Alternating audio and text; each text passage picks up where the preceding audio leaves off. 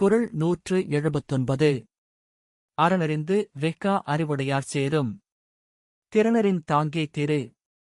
பொருள்: அறத்தை உணர்ந்து பிறர் சொத்தை பேராசையுடன் நாடாத அறிவுடையவரிடம் அவர்களின் தகுதியை அறிந்து செல்வம் தானாகவே வந்து சேரும். இந்த குறள் சொல்லும் வாழ்க்கை உண்மை. செல்வம் சீரற்றதாக வராது. அது தகுதியைத் தேடும். பேராசையற்ற மனம் வளத்தை ஈர்க்கும். அறம் அறிவு. நிலையான செல்வம். பணத்தை துரத்த வேண்டாம். தகுதியை வளர்த்துக் கொள்ளுங்கள். இன்றைய உலகில் பலர் செல்வத்தைத் தேடி ஓடுகிறார்கள். ஆனால் வள்ளுவர் சொல்வது, செல்வம் ஓடிவரும் மனிதனாக நீங்கள் மாறுங்கள்.